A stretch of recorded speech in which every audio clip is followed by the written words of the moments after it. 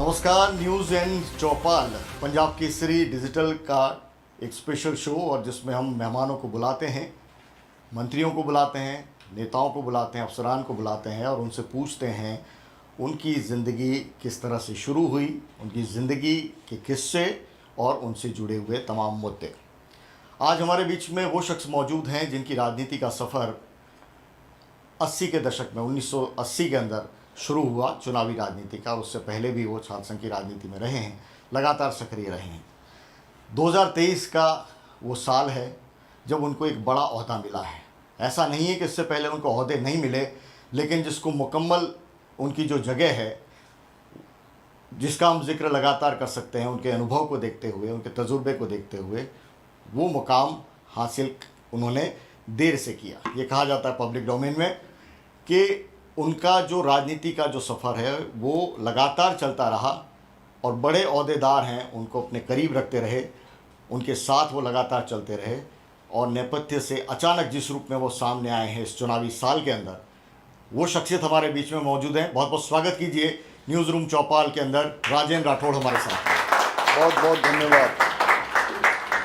नेता प्रतिपक्ष के रूप में राजेंद्र राठौड़ अब उनको ओहदा मिला है, लेकिन अगर बीते दशकों की राजस्थान विधानसभा की पूरी प्रोसीडिंग को देखें तो एक लगता है कि राजेंद्र राठौड़ अपने आप में एक अध्याय हैं। लेकिन इस अध्याय को ये मुकाम क्या वाकई बहुत देर में मिला है, जो पब्लिक परसेप्शन है, इस पर वो खुद क्या कहते हैं, उनसे जानते हैं। विधायक के रूप में एक लंबा सफ़र रहा आपका राजेंद्र जी, बहुत बहुत स्वागत आपका पहले तो। और विधायक के रूप में एक लंबा सफ़र रहा, विधायक, मंत्री, भाजपा के बड़े नेता, करीबी नेता, बड़े नेताओं के, उसके बाद में नेता प्रतिपक्ष। जब ये घोषणा हुई तब आपको कैसा लगा? मुझे कोई अनहोना नहीं लगा। प्रारंभ से ही धरती का कार्यकर्ता रहा। छात्र संघों की राजनीति से छात्र जीवन प्रारंभ हुआ और उसके बाद तत्कालीन प्रधानमंत्री चंद्रशेखर जी के संपर्क में आया। भैरव सिंह जी शेखावत जी साहब की सरपरस्ती मिली जब मैं छात्र संघ का अध्यक्ष था, और उसके बाद एक दौर प्रारंभ हुआ, और उस दौर में मैं मेरे राजनीतिक जीवन को देखता हूँ, उस इतिहास के पन्ने को पलटता हूँ, तो काफ़ी उतार चढ़ाव आते रहे, पर उस सफ़र का अडिग यात्री बनकर आगे बढ़ता रहा। इसलिए अब जबकि हमारे प्रतिपक्ष के नेता जो मंझे हुए नेता थे, जिनके सानिध्य में हमेशा मैं कुछ सीखता था, गुलाब चंद जी कटारिया जब महामहिम राज्यपाल के पद पर गए तो उसके बाद मैं उपनेता के रूप में लगातार काम कर रहा था। मुझे नेता प्रतिपक्ष बनाया है और मैं समझता हूं कि ये एक चुनौती का पद है, एक कांटों का ताज है, क्योंकि जब हम सत्ता के बाहर रहते हैं और सत्ता प्राप्ति की होड़ और संघर्ष चलता है तो प्रतिपक्ष का नेता कई बार अपने उस भूमिका के अंदर सक्रियता के साथ साथ कटघरे में भी आता है और उनसे कुछ उम्मीदें भी होती है। इसलिए इस पद पर पहुंचना निश्चित तौर पर इस दुनिया की सबसे बड़ी पार्टी और सबसे बड़ी पार्टी में राजस्थान, जो भौगोलिक दृष्टि से सबसे बड़ा प्रदेश और जिसके अंदर बहुत गहरी जड़ें रही, और मुझे गर्व की अनुभूति तब हुई जब मैं पीछे मुड़कर देखता हूँ इसी पद पर कई वर्षों तक भैरव सिंह जी शेखावत विराजे रहे, जो हिंदुस्तान के संसदीय इतिहास के अंदर एक ऐसे वटवृक्ष थे, उनके नीचे कई लोग पनपे, और इसी पद पर परशुराम मदेरणा साहब विराजे। इसी पद पर जगन्नाथ जी पहाड़िया से लेकर वो शख्सियतें रही जिन शख्सियतों का आज हम राजस्थान के राजनीतिक इतिहास के अंदर एक बड़े सम्मान के साथ उस इबारत को पढ़ते हैं। इसलिए मैं गर्व की अनुभूति करता हूं और उत्तरदायित्व की अनुभूति भी करता हूं। ये तो पड़ाव है, जिस तरह आपने नेताओं का नाम लिया, उनकी जीवन में नेता प्रतिपक्ष का पद तो पड़ाव था। आखिर में वो मुख्यमंत्री बने, खासतौर से भैरव सिंह जी का आपने जिक्र किया। क्या राजेंद्र राठौड़ के समर्थक तो तमाम दावे करते हैं, आपकी हसरतों में मुख्यमंत्री पद है राजस्थान? कतई नहीं, कभी नहीं। मैंने कभी किसी पद के लिए उस सांचे में अपने आप को देखा ही नहीं। इसलिए आपने देखा होगा राजस्थान में कई नेताओं के साथ नारे लगते हैं, मैं उस मेरे पक्ष में कोई नारा लगाता है तो मैं उसको तत्काल रोकता हूँ। ज़मीनी कार्यकर्ता हैं और भारतीय जनता पार्टी जिसकी फ़िलॉसफी में कार्यकर्ता का सबसे बड़ा पद माना गया है, इसलिए मैं ये कहूँ कि मैं योग्यतम हूँ और मैं इस पद का दावेदार हूँ, ये मेरे दिलो दिमाग में ये बात ना पहले थी ना आगे आएगी। लेकिन एक लंबा सफ़र आपका, आपसे जिनका राजनीतिक सफ़र है वो छोटा रहा है, कम से कम राजस्थान में वो ओहदे उनको मिले हैं, लगातार मिलते रहे हैं। राजेंद्र राठौड़ बतौर एक राजनीतिक शख्सियत, क्या मन में आपके इस बात को लेकर सवाल नहीं है कि मेहनत तो हुई है, राजनीतिक संघर्ष का नाम है, चुनावी राजनीति में उतरना, लगातार जीतना, इतने सालों तक खुद को प्रासंगिक बनाए रखना, लेकिन मुकाम इतनी देर मिलना। आपको जब ओहदा मिला तो प्रदेश कांग्रेस के अध्यक्ष ने एक टिप्पणी भी की थी कि आपको एक उम्र दराजी के दौर में आपको मौका मिला है, अगर सही शब्द का मैं थोड़ा सा फिल्टर करके यूज़ कर रहा हूँ। मैं समझता हूँ कि मैं उन सौभाग्यशाली व्यक्तियों में हूँ जो अगर राजनीति के इतिहास को पढ़े तो सबसे कम उम्र के अंदर हम विधानसभा में गए और आज तक जिस दिन गए उस दिन के बाद कभी पीछे मुड़कर जनता ने देखने नहीं दिया, लगातार विधानसभा के सदस्य बने रहे। तो और जहाँ तक उम्र और उम्र दराज की बात है, न्यूमेरिकल नंबर जरूर उम्र हो सकती है। ये बात सही है कि 80 के दशक में छात्र संघ की राजनीति से सक्रिय राजनीति में आकर और लगातार एक जगह पर बना रहना इस काजल की कोठरी और इस फिसलन भरी राह में बड़ा मुश्किल होता है। रपटीला राह है, कभी भी फिसल कर आदमी गिर पड़ता है, पर जब ज़मीन पर पैर को धीरे धीरे रख कर आगे बढ़ते हैं तो मंजिल पहुंचती भी है, मंजिल के पास भी पहुंचते हैं। और इस बात पर कौन किस पद पर है, आपने कभी लॉ ऑफ प्रोबेबिलिटी सुना होगा, संभावनाओं का कानून। ये संभावनाओं का कानून अगर सटीक और सही बैठता है तो राजनीति में बैठता है। किस वक्त क्या संभावनाएं, किस वक्त क्या हो जाए, इसलिए राजनीति में आप कह रहे हो मुझसे कम अनुभव वाले लोग आगे बढ़े तो संभावनाएं उनने उनको मौका दिया और वो आगे बढ़े। इसलिए पार्टी और सिद्धांत और पार्टी में सभी लोग एक पद पर नहीं पहुंचते, और ये सामूहिक नेतृत्व की बात आप जो देखते हैं ये अगर बची है कहीं तो भारतीय जनता पार्टी में बची है। इसलिए पदों पर एक नाम ऊंचा हो सकता है, नीचा हो सकता है, और मैं कह सकता हूं कि मैं आदरणीय भैरव सिंह जी शेखावत साहब के उस मंत्रिमंडल में चिकित्सा राज्य मंत्री था, इंडिपेंडेंट पोर्टफोलियो था, उससे लेकर और जब भी मंत्रिमंडल बना मैं मंत्रिमंडल में रहा, और जब नहीं रहा तो मैं विधायक दल में किसी न किसी भूमिका में रहा। मैं कह सकता हूं कि पद चाहे कुछ भी हो, पर उस निर्णय के अंदर की सामूहिकता में हम भी एक आवाज़ बने रहे सही तरीके से। इसीलिए पद मेरे लिए कोई अहम बात नहीं रखता। आपने कहा कि राजनीति है वो संभावनाओं का जिक्र किया। आप में संभावनाएं तो अपार हैं, ये तमाम आपके समर्थक भी मानते हैं। राजस्थान विधानसभा में कई बार आपके ही नेता घनश्याम तिवाड़ी का स्टेटमेंट है वो पब्लिक डोमेन में किस रूप में आपकी उन्होंने तारीफ़ की थी। लेकिन राजनीति महत्वाकांक्षाओं का खेल भी है। क्या महत्वाकांक्षाओं के खेल में राजेंद्र राठौड़ पीछे रह गए? नहीं, महत्वाकांक्षाओं का खेल राजनीति के अंदर हर एक व्यक्ति में रहती है। तो महत्वाकांक्षा व्यक्ति के जीवन पर, उसके व्यक्तित्व पर प्रभावी हावी हो जाए, मैं उस सांचे का ढला हुआ नहीं। महत्वाकांक्षाएं किसी जगह पर, किसी मन के किसी कोने में किसी की भी हो सकती है, पर मुझे जो काम और मेरा जो काम है उसमें मेरी महत्वाकांक्षा कहीं आड़े नहीं आती। मैं उस रास्ते का अडिग सिपाही हूँ जिस रास्ते पर चलना मुझे मेरे नेताओं ने सिखाया है। आपका लंबा करियर रहा राठौड़ साहब, और विधानसभा की प्रोसीडिंग को जब भी हमने पढ़ा है, लाइब्रेरी के अंदर देखा है, आपके भाषण और आपके मुद्दे हमेशा ऐसे रहे हैं जो उस दौर के अंदर सरकारों को उन्होंने चेताने का काम किया है। तो इतनी जो तैयारी है उसका आपका फॉर्मूला क्या रहता है? कैसे आप मुद्दों को चुनते हैं? क्योंकि 200 सीटें हैं, 200 सीटों पर विधायक हैं, तमाम अपनी बात रखते हैं, लेकिन राजेंद्र राठौड़ अगर बोलते हैं तो लोग सुनते हैं। उसके पीछे की तैयारियाँ क्या है? मैं नहीं समझता कि मैं बोलता हूँ तो सब सुनते हैं, पर मैं उस विश्वविद्यालय का विद्यार्थी हूँ जिसको Bhairav Singh university of political science कहते हैं। उनके साथ अखबार की कतरन काटने से लेकर, और आप ही के संपादक अजय डड्डा साहब, उनको मैंने घंटों घंटों उनके साथ बतियाता देखा है, तो वो हमेशा मुद्दों के साथ अविरत रूप से लगातार वो उन समकालीन मुद्दों पर चर्चा भी करते थे और उनको खोजते भी रहते थे। बस एक वही आदत है, अखबार को सिर्फ पढ़ना नहीं, अखबार की खबर को संयोग और संजोग के रखना अपने किसी न किसी रूप में, पर उनसे मुद्दे भी मिलते हैं और मुद्दे की तैयारी का पूरा मटेरियल भी मिल जाता है। इसलिए बात जो कहते हैं तथ्यों पर परख रहती है और इसके कारण से लोग सुन भी लेते हैं।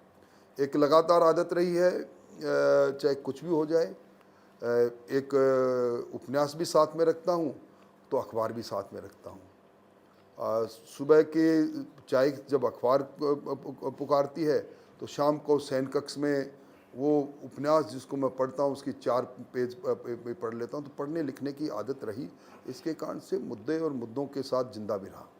नेता प्रतिपक्ष बनने के बाद ऐसा लगता है राठौर साहब बहुत मॉडेस्ट हो गए हैं, अपने बारे में बहुत ज़्यादा तारीफ है वो सुनना पसंद नहीं करते। उसके पीछे आपका क्या सहज स्वभाव है या कोई आगे की रणनीति? देखिए, मैं जब मेरे पूरे राजनीतिक जीवन को देखता हूँ तो एक संयोग है ये। मैं यहाँ राजस्थान यूनिवर्सिटी में LLB में जब मैंने प्रवेश लिया तो लोगों ने अचरज किया कि आप इतने अच्छे कैरियर BSc फर्स्ट डिवीज़न से करने के बाद LLB क्यों कर रहे हैं। उस समय मन में एक इच्छा थी कि मैं जुडिशियल सर्विस में जाऊं, और कुछ संयोग रहा और कुछ उस वक्त के समकालीन ऐसी व्यवस्थाएं रही, छात्र संघ की राजनीति में आ गया। तो मैं जब पूरी चीज़ को देखता हूं तो मैं एक संयोग मानता हूं।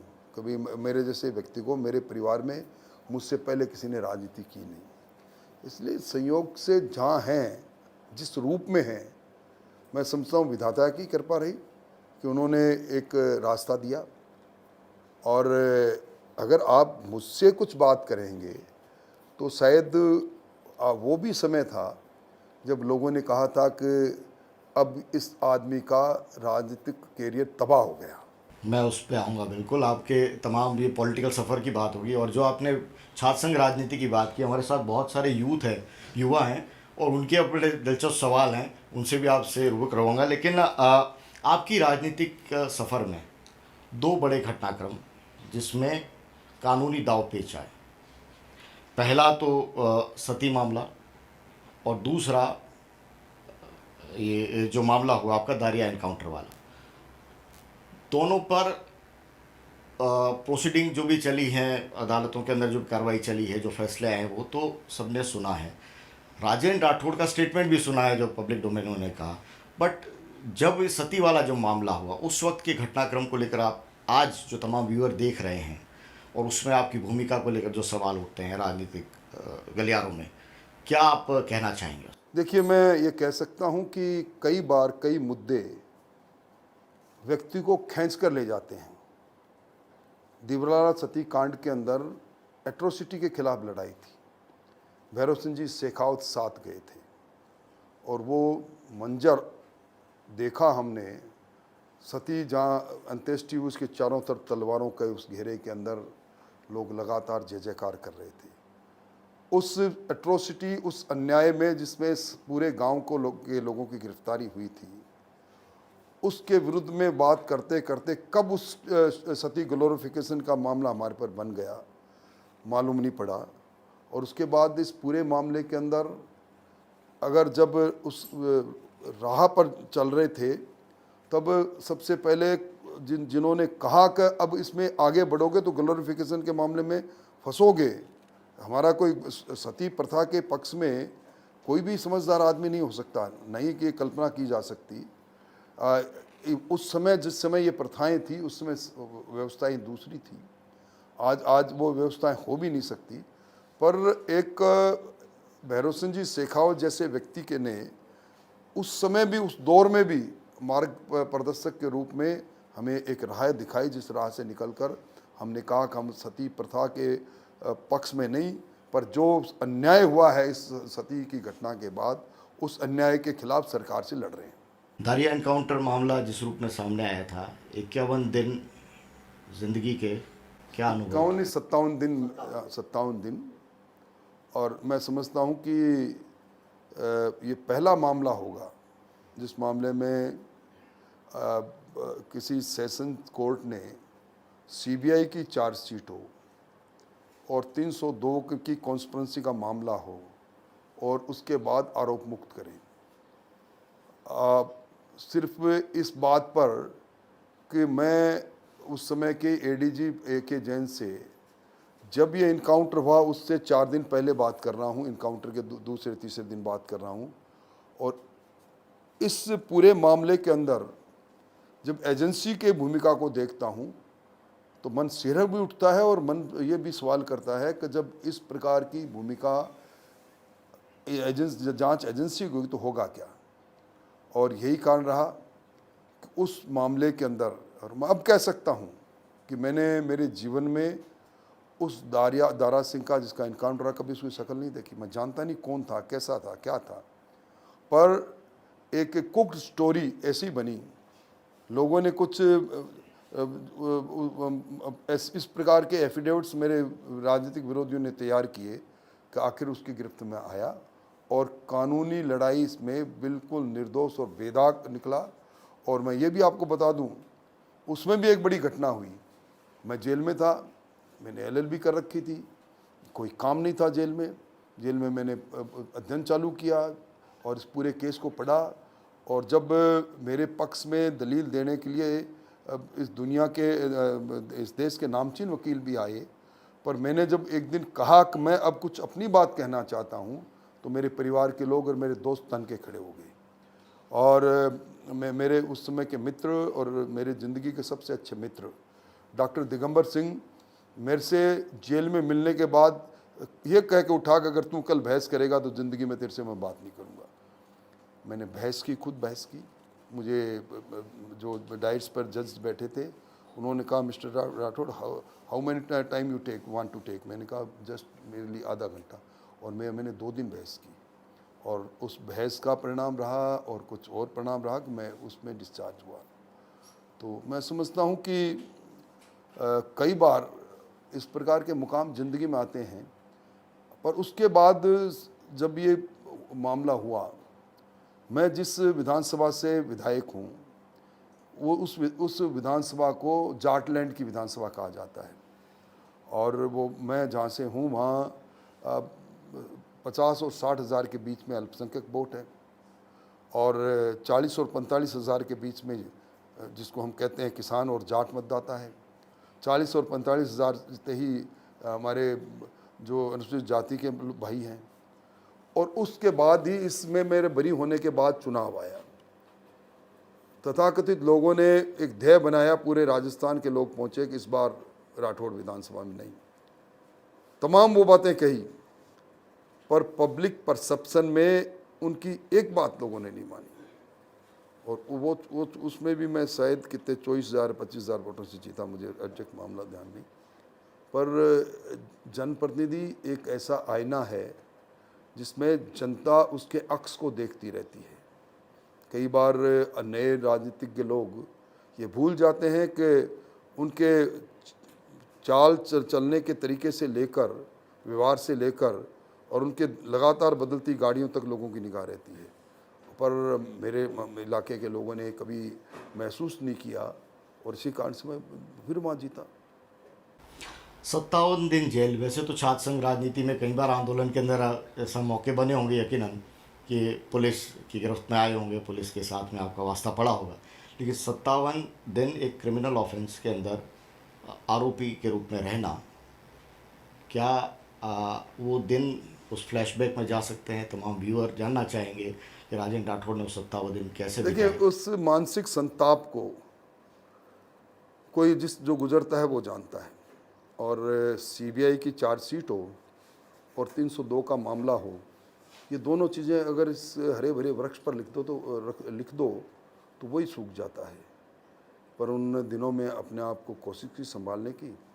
और फिर एक वो बैरक थी, बैरक के चारों तरफ सांझ ढलते ही चक्कर लगाने प्रारंभ कर देते मूंट पहन के, और जब तक गिरने की स्थिति में नहीं आते थे घूमते रहते थे, इसलिए रात निकल जाती थी। सुबह उठ के फिर किताबों के सहारे गुजर जाता था दिन। इस तरह दिन निकल गए। और पर मैंने उस समय सोचा था कि मैं किताब लिखूंगा, वो 57 दिन। मैंने उस समय भी एक स्टडी प्रारंभ कर दी। लोग हमसे मिलने भी आते थे और कुछ हमारी बैरक में और बैरक के पास की बैरक में भी मैं ये खोज रहा था कि इस जेल के अंदर है कौन लोग, कितने लोग वो हैं जो आप अपने किए हुए कर्म पर पश्चाताप कर रहे हैं, कितने लोग वो हैं जो इस बात पर दुख और तकलीफ में हैं कि कानून के गलियारा ने निर्दोष होते हुए मुझे यहाँ रखा है। तो बड़ी संख्या में ऐसे लोग भी मुझे मिले। कहानियाँ कुछ लिखी थी, पर जेल से जब निकला और उसके बाद जनता ने जिस प्रकार पलकों पर बैठाया और उसके बाद चुनाव की उस राजनीति में मैं वो पन्ने कहीं ढूंढना भूल गया। इसलिए इच्छा बहुत थी कि मैं किताब लिखूं, पर लिख नहीं पाया। अभी मौका बनेगा तो लिखेंगे ज़रूर। और निश्चित तौर पर अब जब कभी भी देखिए, हर एक चीज़ की एक सीमा है, और जब कभी भी इस राजनीति से रुखसत करेंगे, और मैं खुद ही करूँगा, दर्शकों से भी कह रहा हूँ, जब समय आएगा आप स्वेच्छा से राजनीति छोड़ने की बात करेंगे? किसी मोड़ पर अलविदा भी कहेंगे और एक नई राह को भी पकड़ेंगे, दुनिया को भी देखेंगे। उसमें मैं इन सारी किताबों को पन्नों को ढूंढूंगा और लिखूंगा। आपके स्टेटमेंट ने एक नया सवाल पैदा कर दिया कि राजनीतिज्ञों के लिए उम्र की सीमा होनी चाहिए क्या? निश्चित तौर पर देखिए, वैसे तो जब कभी भी आपके शारीरिक रूप से आप स्वस्थ रहें, मानसिक रूप से आप स्वस्थ रहें तो कोई सीमा नहीं, पर फिर भी सीमा प्रकृति ने जो दिया है वो प्रकृति के नियमों के विपरीत हम नहीं जा सकते। सीमा निश्चित तौर पर होनी चाहिए, पर उनके अनुभव का लाभ भी लेना चाहिए। खैर, जेल की बात हो रही थी, महिपाल मदेरणा भी आपके साथ में थे भवरी मामले में, वो भी उसी जेल में थे और अनशन भी आपने किया था वहाँ पर। वो किस्सा क्या है? देखिए, जेल में हम लोग जब थे तब हमने एक कोर्ट से दरख्वास्त की थी कि हमें हमारा खाना बाहर से अलाउ किया जाए। खाना जब बाहर से आता था उसके चेकिंग के नाम पर दाल के अंदर सब्जी चली जाती थी, सब्जी के अंदर दाल चली जाती थी, रोटी कहीं चली जाती थी। उस बात पर को लेकर और फिर वहाँ जो लड़ाई इस बात पर हुई थी कि हम लोग एक दिन कोर्ट पेशी में थे और वहाँ छोटी सी एक मंदिर, क्योंकि इस मुसीबत में ये जय हनुमान ज्ञान गुण सागर, जय कपीस थी लोक उजागर, रामदूत अतुलित बलधामा, सब याद बहुत आते हैं। तो वो हमारा उस बैरिक को चेक करने के नाम पर हमारा वो छोटा सा मंदिर, जब महिपाल जी भी पूजा करते थे, हम भी करते थे, एक छोटे से कमरे में, आप कभी भगवान नहीं करे मौका लगे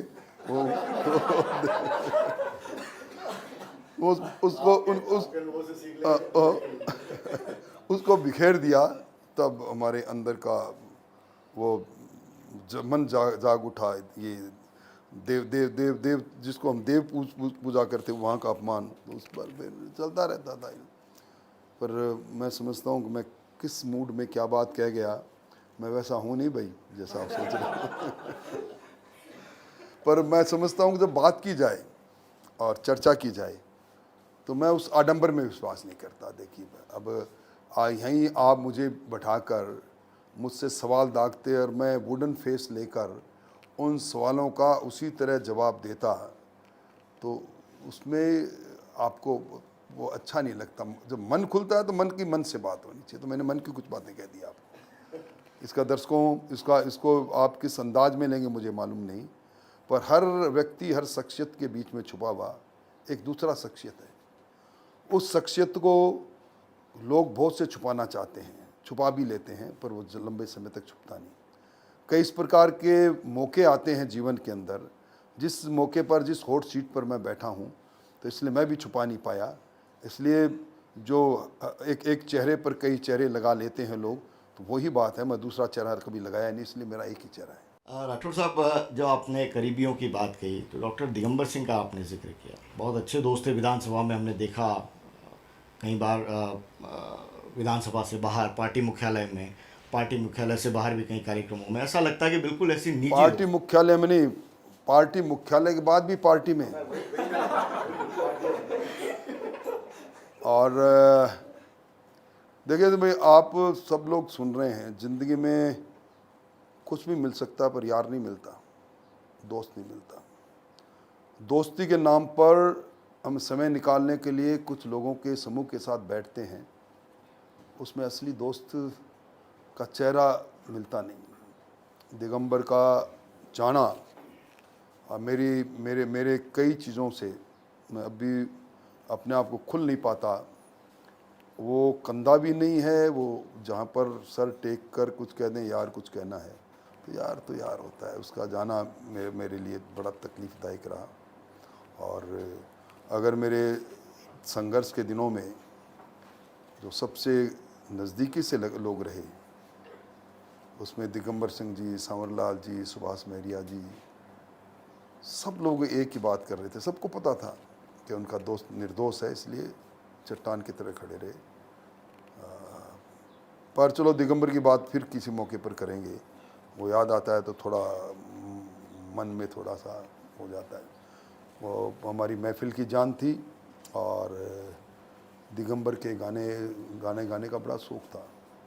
उसके गाने आज भी दिलो दिमाग में गूंजने लगते हैं।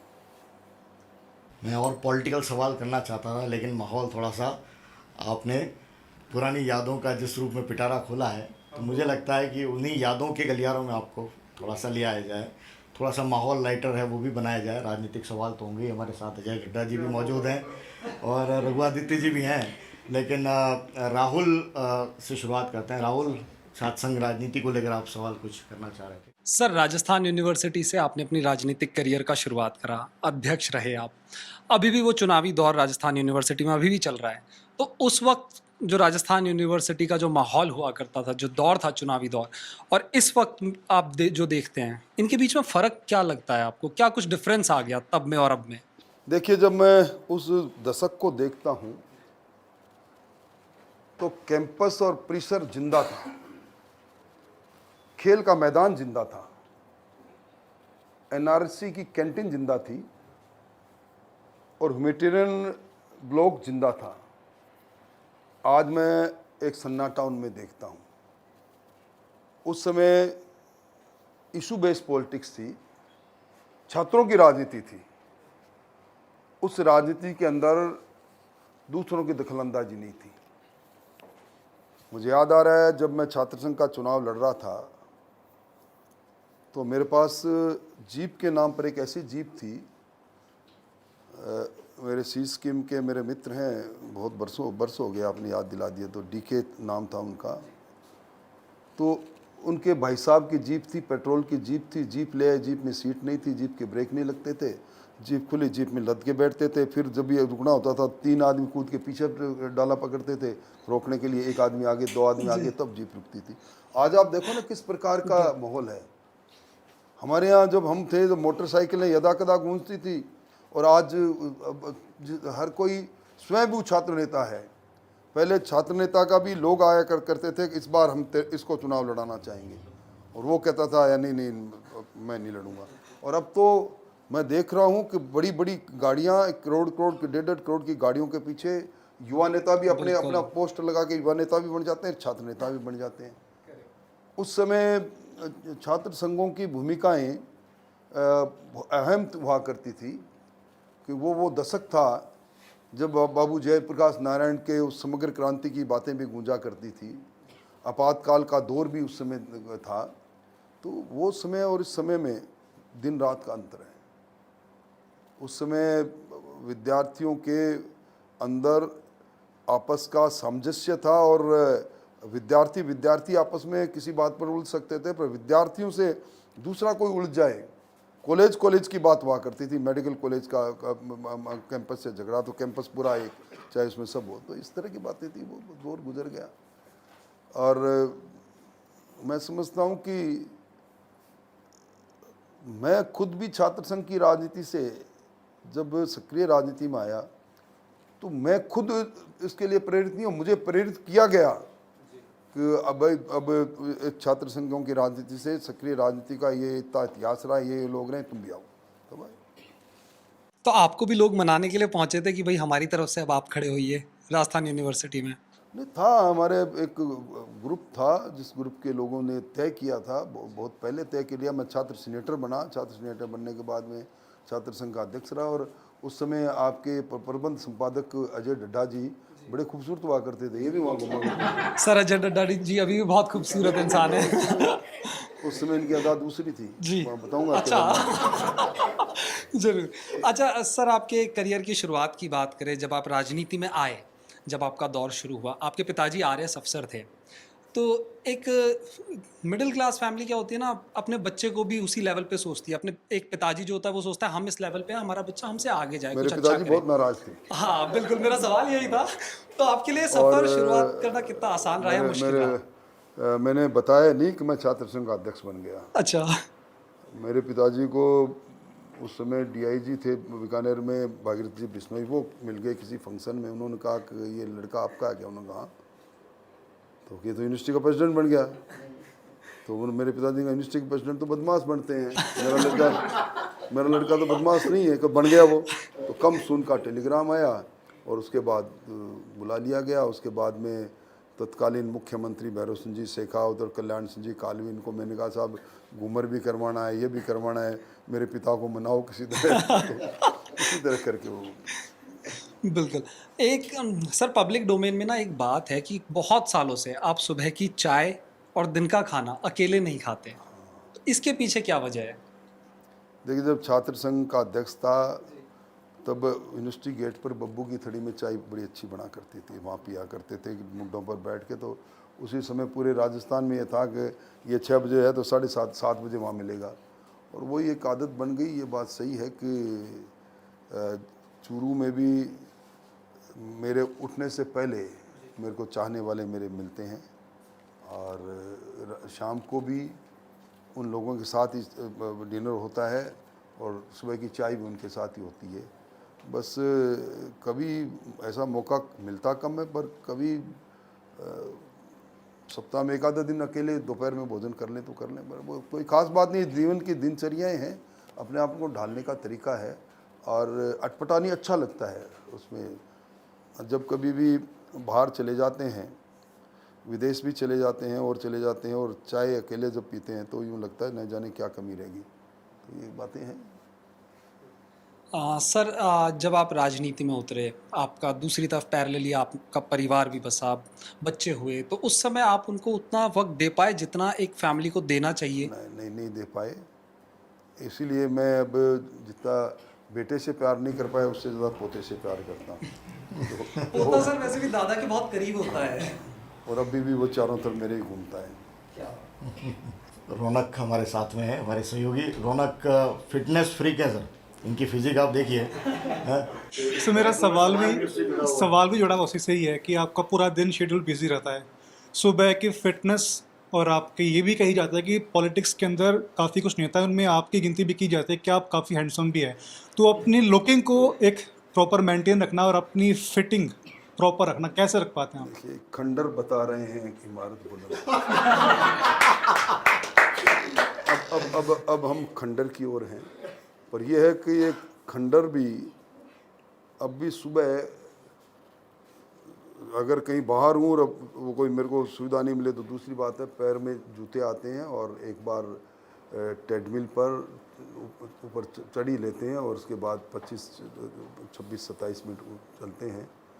और वरना चूरू में हमारा नेचर पार्क है, उसमें 3 चक्कर लगाते हैं तो 6 किलोमीटर हो जाते हैं।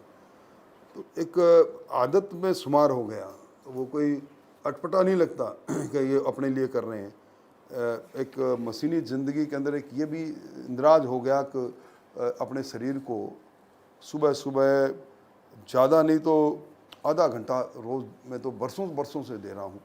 और मैं आप सबसे भी कहूँगा कि स्वस्थ शरीर में स्वस्थ मन और मस्तिष्क रहता है, इसलिए सुबह के वो पल, उस पल में इस शरीर को थोड़ा कष्ट दो, एक बार पसीना निकले तो आप समझो कि आपका पूरा दिन और पूरे दिन का खान पान कैसा भी रहा होगा, उसका एक तरह से बैलेंस हो जाता है। सर हमारी टीम है जो आपकी शेड्यूल जो पूरा दिन का रहता है उस पर रिसर्च कर रही थी। काफ़ी सालों से आपका रूटीन लगभग एक सा रहा है कि सुबह आप उठते हैं, सुबह काम करते हैं, शाम तक आपका रूटीन ऐसा रहता है, तो आपको कभी लगा नहीं कि यार थोड़ा आराम करना चाहिए, या फिर आपने कभी ऐसा सोचा कि यार सुबह से लेकर शाम तक काम करते हैं, तो एक ऐसी रूटीन भी फिक्स किया जाए कि इतने टाइम से लेकर इतने टाइम तक ही काम करना है। जब पिताजी सरकारी नौकरी में रहे हों, काम, मैं समझता हूँ काम क्या है, लोगों से मुलाकात करना, लोगों की बात सुनना, ये तो कर्म और धर्म है, इसमें काम नहीं है।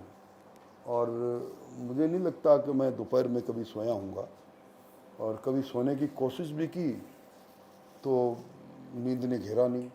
इसलिए अपनी अपनी स्टाइल, अपना अपना तरीका है। एक लंबा समय हो गया, और ये ज़रूर कहूँगा कि पदों पर जाकर अपने जीवन जीने की तौर तरीकों को जिसने भी बदला है वो जनता की निगाहों में आता है। हम भैरव सिंह जी शेखावत के मंत्रिमंडल में जब पहली बार मंत्री की शपथ लेकर गए तो हम न्यू कमर्स 3-4 मंत्रियों को उन्होंने बुलाया और एक बात कही थी, कल इन आंखों से आप देखते थे, अब सैकड़ों आंखें तुम्हें तुम्हारी आंखों की ओर तुम्हारी तरफ देखेगी। एक आंख, 2 आंखों का देखना किसी चीज़ को नज़रअंदाज कर सकते हैं, पर अब कई आंखें तुम्हारे पर रहेगी, इसलिए बड़ा संभल के चलना। तो बातें चलती रही। रघु आदित्य जी संपादक हमारे पंजाब केसरी के, क्या कहिएगा रघु जी? राठौड़ साहब, पिछले दिनों पायलट साहब ने एक आरोप लगाया कि साहब वसुंधरा जी के टाइम पे जो घोटाले हुए उनकी गहलोत साहब जांच नहीं करा रहे। अभी तक तो केवल गहलोत जी को घेर रहे थे तमाम चीज़ों में, पर एकदम से वो डाइवर्ट होके वसुंधरा जी भी आ गए, और चूंकि आप तो उनके बड़े बड़े करीब रहे हैं और आपको उन सब चीज़ों से पुरानी सारी जानकारी भी होगी, तो एकदम ये करने की वजह क्या रही और इसके पीछे क्या राजनीति को मानते हैं?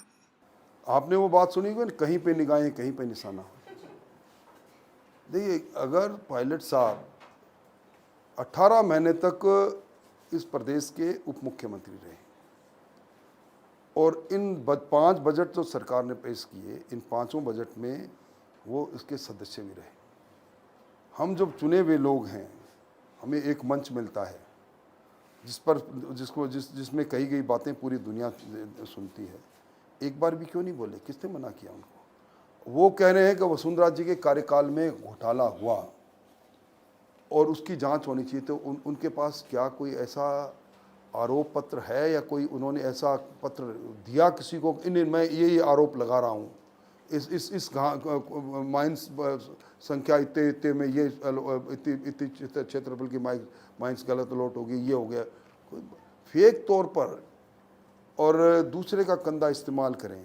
उनको असल में सचिन पायलट साहब ने, ये पहला मौका होगा जब किसी व्यक्ति ने, जिसने सरकार जो बनी हुई है उसमें हर जो व्यक्ति जो आज विधानसभा में बैठा है उसके जो टिकट पर हस्ताक्षर करने वाले शख्सियत वही थे, वो अपनी सरकार को इस प्रकार के आरोपों के घेरे में लाए और सरकार के मुखिया किसी चीज़ का जवाब देने के बजाय और उन आरोपों को अपने पर चिपकने दें। ये इस किस्सा कुर्सी के खेल में मैंने बड़ी नज़दीक से देखा है। मैं तो अब भी कहता हूँ, सचिन पायलट साहब के पास अगर कोई प्रमाण है तो फिर विलंब क्यों? फिर आप उप मुख्यमंत्री रहते हुए आपने क्यों नहीं उन बातों की जांच करवाई? क्या उस समय भी आप ऐसा आए थे? आप अपने आलाकमान के पास उस आरोप पत्र को लेकर क्यों नहीं जा रहे? आपकी नहीं मान रहे मुख्यमंत्री, जो लेके जाओ ना। सुना है कि आप बड़े नज़दीक हैं प्रियंका जी के पास लेके जाओ कि मैं ये आरोप है, मेरे पत्र है मेरे पास, ये तो लेके जाएं, कराओ जांच। पर वो नहीं, सिर्फ चाय के प्याले में तूफान खड़ा कर दूं, ये मकसद नहीं होना चाहिए। राठौर साहब, जब आप पायलट की या गहलोत और इनके बीच का जो द्वंद्व है इसकी बात करते हैं तो ऐसा लगता है कि कहीं ना कहीं बीजेपी कहीं ना कहीं इस ट्रैप में फंस रही है। वजह बताता हूँ। एक स्टेटमेंट आपका आया अभी 2 वीक पहले कि पायलट का विमान ऑटो मोड पे है। उससे पहले 5 अगस्त 2020 को कि पायलट की अभी माफ़ कीजिएगा, अभी आया आपका कि पायलट की बीजेपी को ज़रूरत नहीं है, जब पूछा गया। फिर आपका 29 अगस्त 2021 को स्टेटमेंट था कि अपमान की राजनीति इस हद तक है कि सचिन पायलट अपना जन समर्थन दिखाने को मजबूर है। जब सचिन पायलट का जन्मदिन था, उनके बंगले पर बड़ी तादाद में युवा आए, तो भारतीय जनता पार्टी के अकेले आप नेता थे। उन्होंने कहा कि युवाओं में बहुत लोकप्रिय नेता है, इसको कोई पूछ नहीं रहे हैं कांग्रेस के अंदर। तो पायलट पर आपका स्टैंड क्या है? कहीं पायलट ने वसुंधरा राजे जी पे कथित उनके भ्रष्टाचार के आरोप लगाकर कहीं आपको ट्रैप में तो नहीं ले लिया? देखिए, मैं नहीं समझता, दुनिया जानती है। अगर पायलट साहब के पास कोई प्रमाण थे तो उनको लेके पहले आना चाहिए। आज तक स्पेसिफिक कोई आरोप लगा नहीं पाए। दूसरी बात, ये बात सही है मैंने जो कही, मैंने जब मैं सरकार में मंत्री था और संसदीय कार्य मंत्री था, उस विधानसभा में, जिस विधानसभा में हम शासन के और ट्रेजरी बेंचेस में थे, पायलट साहब को जूझते हुए लड़ते हुए देखा है। और मैं मानता हूं कि पिछली सरकार के गठन में जो एक समुदाय और एक वर्ग और एक क्लास ऑफ द सोसाइटी, उसके दिलो दिमाग में जब ये बात बैठी कि पायलट ही अगले मुख्यमंत्री होंगे, उन्होंने भारतीय जनता पार्टी का दामन छोड़ा भी और एग्रेसिव पॉलिटिक्स में पायलट के साथ भी रहे। और ये भी सही है कि ये पहला मौका है जब 7 दिन तक आलाकमान फैसला नहीं कर पाए मुख्यमंत्री कौन बने, और दूसरी तरफ फिश प्लेट खोली गई ट्रेनों पर, ट्रेन की पटरी पर लोग आ गए। और ये भी, इसमें भी शक नहीं कि ये पहला मौका है जो शासन और सत्ता बनाने में अहम भूमिका था, वो राजद्रोह के मुकदमे का मुलजिम भी रहा।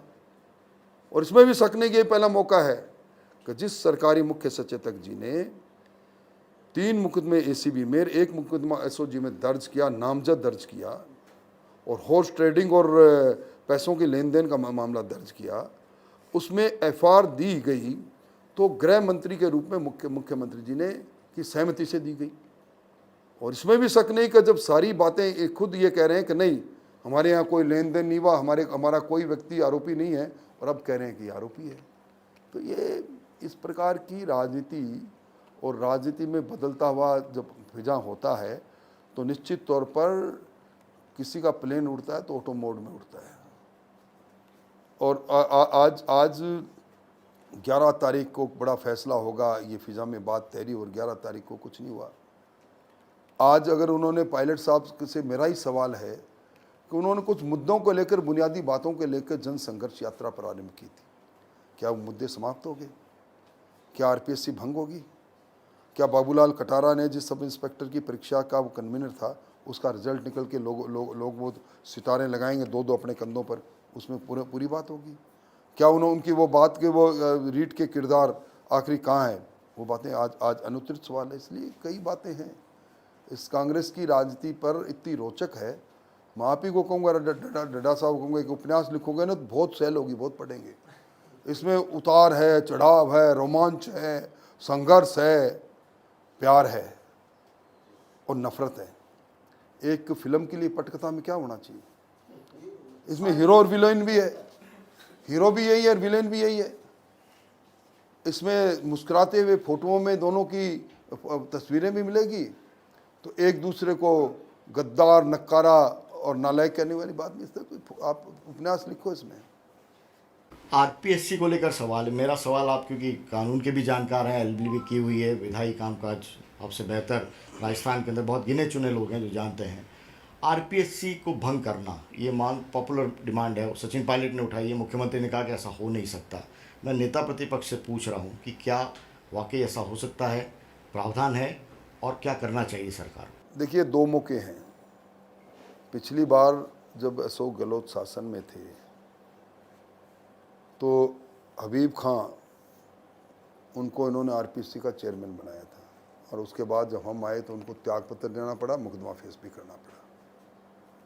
इस बार जब आए हैं तो इन्होंने जिनको नामजद किया है, उत्कृष्ट व्यक्ति मानते हुए सोसाइटी का नामजद किया है इन्होंने, बाबूलाल कटारा को। और जब आप बिल्ली पूरा दूध पी के गटक जाए और आप बिल्ली से सवाल ही नहीं करोगे और बिल्ली को घर में रखोगे तो सवाल दुनिया कहेंगे ना, ये बिल्ली दूध पीने वाली है। तो एक बिल्ली अभी सींचों में आई है, बहुत से लोग हैं। आरपीएससी की पवित्रता तार तार हुई है।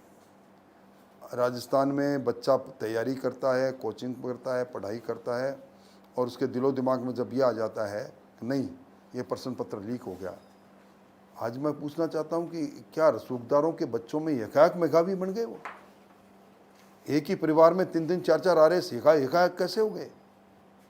एक जितने ही नंबर उनके इंटरव्यू में क्यों आ गए? कई सवाल है। तो मैं समझता हूँ कि जिस प्रकार यहाँ के नौजवानों के अरमानों के साथ जो खिलवाड़ हुआ है, और आज मेरी बात पर विश्वास नहीं करेंगे, मैं कोई राजनीतिक तंज भी नहीं कस रहा और राजनीतिक भविष्यवाणी भी नहीं कर रहा, पर जिस दिन चुनाव की घोषणा हो जाएगी आपको हर शहर में नौजवान इस कांग्रेस को ललकारता मिलेगा। वो हमारा समर्थन करे नहीं करे पर कांग्रेस को ललकारेगा। तकनीकी रूप से आरपीएससी को भंग करने का थोड़ा मेरा सवाल था कि आप उस पर तौर पर जब आरपीएस देखिए, एक चावल हम खिचड़ी से निकाल के देखते हैं, खिचड़ी पकी नहीं, एक चावल को देख लिया आपने। आरपीएससी को इस मौजूदा स्वरूप को भंग तत्काल करना चाहिए। अब तक आरपीएससी की जितनी परीक्षाएं हुई है वो सारी इस शासन की जांच होनी चाहिए। मैं चाहूँगा कि अगर किसी तरह कोई बदलाव का संभावना कहीं होगी, उसमें मैं सबसे पहले ये मांग करूँगा हमारी सरकार से कि सारी भर्तियों की जांच करो। अब मैं गुजारिश करूंगा आपके नहीं, मैं बिल्कुल देखिए अजय जी के साथ मैं अजय जी को बीच में मैं लाना चाह रहा था। इसलिए कहूँगा नहीं, अजय जी मेरे से सवाल इसलिए नहीं आपने करेंगे। कहा कि अजय जी बहुत से मेरे जीवन के अनछुए पहलू, वही मैं जानना चाह इसलिए रहा मैं हूँ नहीं चाहता कि मेरे अनछुए पहलू आपने मेरे कहा अनछुए पहलू कहीं सामने आ जाए। बुलंद इमारत की बात करना चाह रहे हैं। करो पर्दे में रहने दो, पर्दा ना गिरा। नहीं, मैं कोई व्यक्तिगत मैं तो ये पॉलिटिकली कि भाई चुनाव आ रहे हैं और लगता नहीं कि बीजेपी की कोई तैयारी है, क्योंकि सरकार के इतने मामले हैं और है, इनको किसी भी प्रभावी तरीके से विपक्ष ने नहीं उठाया। एज अ होल पार्टी ने अभी तक कुछ नहीं किया। अभी ये आंदोलन भी हुआ, उसमें भी बहुत कम भीड़ एकत्रित हुई। तो ये क्या फेलियर है या क्या, या चुनाव के प्रति आप ये सोच रहे हो कि हम तो आ जाएंगे? अजय जी आपको मैं याद दिलाना चाहता हूँ, जब हम 33 विधायक बचे थे तब बाजरी पर लेवी लगी थी। भैरव सिंह जी ने लेवी के खिलाफ आंदोलन किया, पटवार सर्किल तक गए और उसका नतीजा कुछ नहीं निकला। तो मैंने भैरव सिंह जी से कहा, मैंने कहा अब इसमें आगे का स्टेप क्या है? उन्होंने कहा कुछ नहीं, हमें तो सरकार को के स्टिग्मा लगाना है। उन्होंने शब्द इस्तेमाल किया था, हमारे एक उधर कांटा होता है भरूट, उस कांटे को वो किसी कपड़े में लग जाए तो वो सोने नहीं देता, उसको निकालना पड़ता है। मैंने कहा अपने तो भरूट लगाना है। हमने सरकार के भरूट ही भरूट लगाए हैं। जन आक्रोश यात्रा में हमने चार्जशीट की, एक बड़ी पेटिका रखी, आओ सरकार के खिलाफ शिकायतें दर्ज करो, और उसके बाद हमने उस यात्रा में बड़े बड़े पोस्टर लगा के सरकार के चेहरे पर कालिक पोती। आज आप तैयारी की बात करते हो, हर बूथ पर चुनाव होगा। आज राजस्थान में हर बूथ पर हमारी बूथ कमेटियां फोटोयुक्त बूथ कमेटियां हैं। हमारा पन्ना प्रमुख है, हमारा संगठन ये पहली पार्टी है जो प्रदेश कार्य समिति में जो राजनीतिक रेजोल्यूशन पास करती है, वो जिले में आता है, जिले से मंडल में, मंडल से शक्ति केंद्र तक जाता है। तो इसलिए हमारी पूरी तैयारी है। अब चुनाव आ गया, अब आप देखोगे अजय जी, और आप मेरे को उस दिन शाबाशी भी दोगे, हम इसी राजधानी के अंदर 5 लाख लोगों के साथ इस सरकार का मातम मनाने आने वाले हैं। ये जुलाई के आखिर तक अभी हमने योजना बनाई है। और आपने देखा होगा कि भ्रष्टाचार के विरुद्ध भी हमने जंग चालू की है। अब जल्दी ही किसानों की ज़मीन जिस प्रकार नीलाम हो रही है, अटैच हो रही है, उस पर भी बात करेंगे। तो करेंगे। आपकी मुहिम में भीड़ नहीं आ रही, ये एक तमाम लोग हैं उनका आकलन होता है, खासतौर से कांग्रेस के देखिए नेता है। हमारे कार्यक्रमों में भीड़ नहीं आती। तो आपने अजमेर में और आबू रोड के अंदर प्रधानमंत्री जी की रैली देखी, वो भीड़ आई, कितने घंटे तक उनका इंतजार करते रही। हम नरेगा के लोगों को आगे बैठाकर और उस तरह की भीड़ नहीं करना चाहते। हम महंगाई राहत कैंपों में मेरा कार्ड लेके जाओ, अगर 100 यूनिट का फ्री लेना है, अगर 500 यूनिट का सिलेंडर में रिबेट लेना है तो आओ, मेरा कार्ड लेकर जाओ और मेरी फ़ोटो लगाओ। हम उस तरह की भीड़ नहीं करते। क्या हो रहा है? मुख्यमंत्री जी किसको भाषण पिला रहे हैं? आप देखिए, ये सरकार है, हमारा संघीय ढांचा है, फेडरल सिस्टम है। कभी आपने देखा कि मुख्यमंत्री जी सरकारी धन पर लगे उस कैंप में पीछे लिखा मोदी बचाओ भगाओ देश बचाओ? ये इनका राजनीति करने का तौर तरीका है। एक भाषण बता दो मुख्यमंत्री जी ने जो इन्होंने अपना रिपोर्ट कार्ड की बात कही हो और वहीं से चालू करती हैं कि संविधान खतरे में है और देश खतरे में है और एजेंसी का बेजा इस्तेमाल हो रहा है और हम ये करेंगे वो करेंगे। आज आज आज धरातल पर कहाँ है? आप अब कितने दिनों से 90 दिन का आपका महंगाई राहत कैंप है।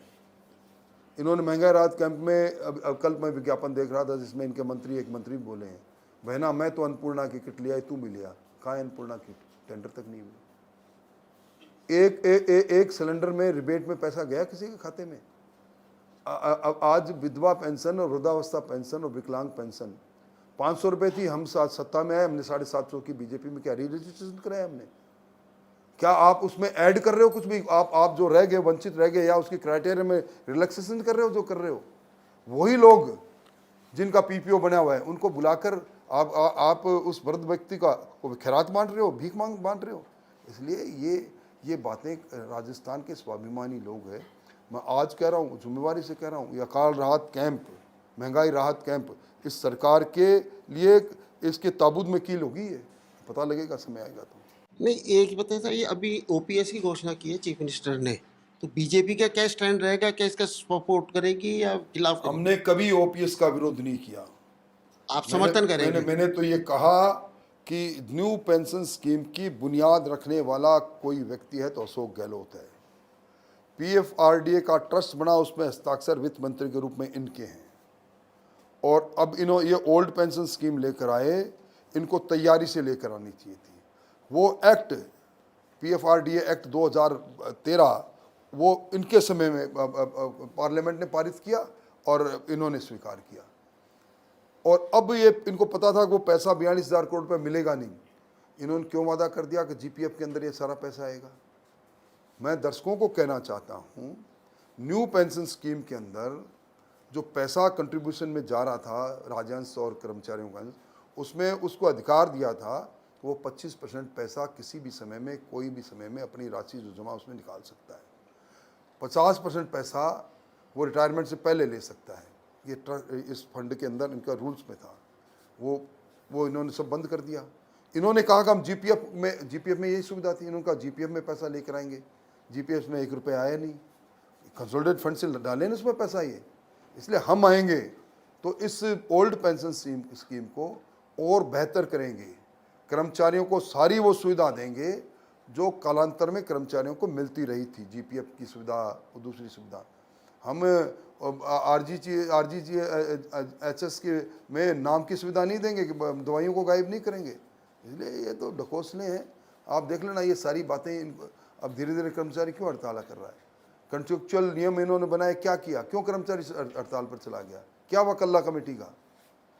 खुद नियम बनाते हैं संविदा पर, फिर दोबारा संविदा किसको रेगुलाइज कर रहे हैं? इसलिए मैं समझता हूँ कि इनकी थोथी घोषणाएं इनको ले बैठे। राठौड़ साहब, पीसीसी चीफ आजकल हर सभा में एक ही बात कहते हैं कि राठौड़ साहब चूरू छोड़ रहे हैं। क्या नेता प्रतिपक्ष चूरू छोड़ेगा, वापस तारानगर या जयपुर का रास्ता देख रहे हैं? देखिए, ये तो मैंने जिस तरह पहले कहा कि सब संभावनाओं का खेल है, पर यह जरूर कहूँगा कि चूरू मेरा पहला प्यार है राजनीति में। वहाँ के लोगों ने मुझे 6 बार जिताया, उसके बाद पड़ोस में 1 बार तारानगर ने जिता दिया। तो चूरू में चुनाव के अंदर मेरे को थोड़ा समय ज़्यादा देना पड़ता है। अब ये पार्टी तय करेगी, मुझे लड़ना होगा तो लड़ूंगा, नहीं लड़ना होगा तो प्रचार करेंगे। राठौर साहब, मेरा प्रश्न यह है, आपने अभी कहा कि चंद्रशेखर जी के व्यक्तित्व के कारण से या वो आपको राजनीति में लाए काफ़ी समय पहले। मैं ये पूछना चाहता हूँ, क्या यही आपका माइनस पॉइंट है कि आप जनता दल से बीजेपी में आए, इस वजह से आप संगठन में कभी प्रदेशाध्यक्ष तक या फिर उससे आगे नहीं पहुंच पाए, और जब मुख्यमंत्री की बात आई तब भी आपको दरकिनार कर दिया गया? तो यही कारण है कि जनता दल से जो आप सीडी बना करके भाजपा में आई, वही आपका माइनस पॉइंट बन रहा है? देखिए, मैं ही नहीं, बहुत से लोग हैं। पोलराइजेशन जब होता है, ध्रुवीकरण जब होता है और जब पार्टियां मिटती है, ये सारा श्रेय जाता है भैरों जी शेखावत को जाता है। और अब 1990 में हम लोगों ने इस जनता दल के चुनाव टिकट पर चुनाव में लड़ा और 92 में इसके पलीता लगा दिया और जनता दल टूट गया। तो उससे लेकर अब तक मुझे कहीं ऐसा नहीं लगा कि मैं किसी ऐसी पार्टी में हूँ जहाँ मैं 2 दर्जे का हूँ। इसलिए किनार दरकिनार नहीं। आज विपक्ष में हैं, विपक्ष के अंदर प्रदेश अध्यक्ष और प्रतिपक्ष का नेता बड़े अहम उनकी भूमिकाएं हैं, इसलिए भूमिका में है। सर, एक प्रश्न मेरा और है, आपने और भ्रष्टाचार की बात कर दी। पहली बार ऐसा हुआ जब सरकारी ट्रेजरी में वहां पे आकर के आपके सोना और बड़ी जागीर नकदी मिली, केवल एक बयान तक सीमित रही बीजेपी। आपके सीबीआई और आपकी जो ये जांच थी, आपकी ईडी वगैरह, इनकी एंट्री अभी तक क्यों नहीं हो पाई? देखिए, जहाँ तक ये सचिवालय वाली बात है, आपने देखा होगा उस वाटर कैनन की बौछार भी देखी होगी। हमने सिर्फ एक जिला, सिर्फ जयपुर जिला, उस जयपुर जिले के साथ किरोड़ीलाल जी थे, मैं भी था, सीपी जोशी भी थे, हम सब ने मिलकर संघर्ष किया। किरोड़ीलाल जी का कोई संघर्ष बिना भाजपा के नहीं है, वो भाजपा के नेता है, वरिष्ठ नेता है। और मैं मानता हूँ, मैंने सभा में भी कहा था, जिसके सर से लेकर पांव तक हर शरीर के अंग में पुलिस की लाठी हो, उसका नाम किरोड़ीलाल है। तो इसमें हम लड़ाई लड़ रहे हैं, ऐसी कोई बात नहीं। सर, आपने खुद ही थोड़ी देर पहले खंडर का जिक्र किया था, और खंडर को लेके कोई बयान पहले भी आए थे 5-10 साल पहले, आपको याद है ना? तो कहीं मान लिया जाए कि इन दोनों बयानों में कहीं ना कहीं जुड़ाव हो रहा है? नहीं, ऐसा कोई जुड़ाव नहीं है। ऐसा आपको मैं मान गया और आपको मैं जान भी गया, पर वो जो बात है उसकी बात ही मैंने तो मेरे खुद के लिए कहा, कभी इसको, वो हमारे लिए श्रद्धे के पात्र लोग थे। सर, अंतिम प्रश्न मेरा यह है कि आप बहुत महत्वपूर्ण विभागों में बीजेपी में रहे, पीडब्ल्यूडी में रहे, आपने चिकित्सा विभाग देखा। उन पोर्टफोलियो को अगर इस सरकार में देखें, मेन चिकित्सा, शिक्षा, चिकित्सा और पीडब्ल्यूडी में, तो सरकार को आप कितने नंबर देते? मैं सरकार को अब अगर 10 नंबर है तो 1 नंबर तो दे सकता हूँ।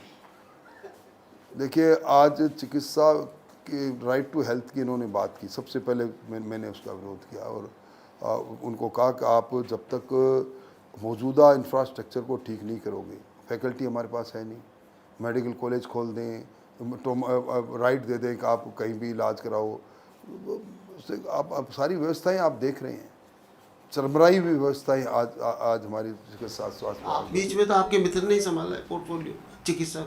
निश्चित तौर पर रघु शर्मा जी और हम विश्वविद्यालय में मित्र थे, पर आप देखो हमारे मित्र को कैसे दरकिनार किया।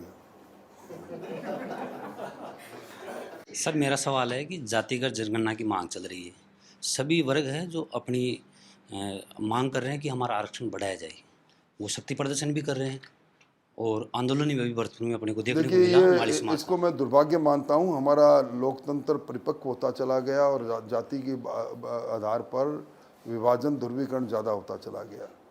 और अगर जातिगत जनगणना के पीछे हमारा कोई मंतव्य दूसरा हो तो समझ में आता है, पर जातिगत जनगणना करा के हम सामाजिक वैमनस्य पैदा करें, मैं इसके पक्ष में कतई नहीं। और आज सही बात आपने बिल्कुल सटीक की, और इसका उत्तर जब मैं खोजता हूं तो मुझे भी नज़र नहीं आता। जितने भी इन दिनों में प्रदेश के अंदर कोई समाज ऐसा नहीं बचा जिसका कोई सम्मेलन नहीं हुआ होगा, और सभी ने कहा कि हमारा प्रतिनिधित्व कम है, तो फिर प्रतिनिधित्व पूरा किसका है, ये भी एक यक्ष प्रश्न। नहीं सर, सेंटर में 27% ओबीसी को आरक्षण है, स्टेट में भी 21% है, तो ये वर्ग अपने आप को ठगवा महसूस कर रहा है। अगर आपकी सरकार आती तो क्या इन्हें 27% मिलेगा? निश्चित तौर पर जो दिल्ली में केंद्र सरकार में जिस प्रकार के आरक्षण की बातें हैं, हमने तो ये आपने देखा होगा, गुजर आरक्षण, ये एसबीसी बनाया, एमबीसी बनाया, ये भी हमारी देन है, हमने उसको चालू किया था। कई चीज़ें हैं आरक्षण के सवाल में, बड़ा सवाल ऐसा है जिसमें कई मायने निकाले जा सकते हैं। पर एक सर, छात्र राजनीति की बात हुई थी, आज 44 साल पहले आप अध्यक्ष रहे। आज राजस्थान यूनिवर्सिटी देखा जाए तो पिछले 4-5 साल से ना कांग्रेस का, ना एबीपी, ना एनएसयूआई का पैनल से कोई जीत करा रहा है, केवल निर्दलीय ही अपनी बाजी मार रहे हैं। तो आप इसमें कहाँ कमी ढूंढते हैं सर? वो भी आप इसको भी इस रूप में भी देखें, जो दोनों छात्र संगठन है, इन दोनों छात्र संगठनों का अपने एक पैतृक संगठन से एक जुड़ाव है और एक इनकी खुद की रीति नीति है। इनको नकार के और जाति के आधार पर जिस प्रकार का ध्रुवीकरण विश्वविद्यालय में होने लगा है, ये आने वाले समय के लिए चिंता की बात है, चिंताजनक बात है। इसको मैं भी देख रहा हूँ। हाल ही में सर आपको एक धमकी मिली थी एक व्यक्ति से, आपने शिकायत भी की डीजी साहब मेरे से? को धमकी मिली, मैंने तो कभी किसी से कहा भी नहीं। मैंने तो अप्रैल के महीने में एक पत्र लिखा ताकि ये रिकॉर्ड पर चला जाए, और उसके बाद जब उस धमकी देने वाले को पकड़ा गया और उससे पूछा गया तेने और किसी को धमकी दी, तो उसने मेरा नाम भी लिया। और मैं समझता हूँ कि आप इससे अंदाज़ा लगा सकते हो कि ये रंगदारियों का तौर तरीका हमारी संस्कृति में नहीं था। ये प्रोटेक्शन मनी लेने के लिए कभी बात नहीं थी। जेल के अंदर बैठा अपराधी अगर संगठित गिरोह को चलाएगा और रंगदारियां वसूल करेगा तो किस प्रकार का वातावरण होगा। और वो व्यक्ति, उसी प्रकार प्रवृत्ति के व्यक्ति अगर प्रतिपक्ष के नेता को धमकी देंगे, विधायकों को धमकी देंगे, तो आप जानते हो, हम तो फिर भी जानते हैं कि इन धमकियों के पीछे वाले चेहरे, इनमें कितना दम होगा। क्योंकि फिर मेरे को अजय जी खड़े हैं, इसलिए अजय जी कह देंगे आप भी अपने ज़माने में ये थे। मैं ये नहीं चाहता दर्शक इसके बारे में कोई गलत अंदाज लगाए, मैं सीधा साधा आदमी रहा हूँ। पर दूसरा आदमी उसको किस प्रकार दहशतगर्दी में आ जाता है जब उसको धमकी मिलती है कि मैं लॉरेंस गैंग से बोल रहा हूँ, कि मैं उस राजू ठेठ की गैंग से बोल रहा हूँ या उस गैंग से बोल रहा हूँ, तो चिंताजनक बात है।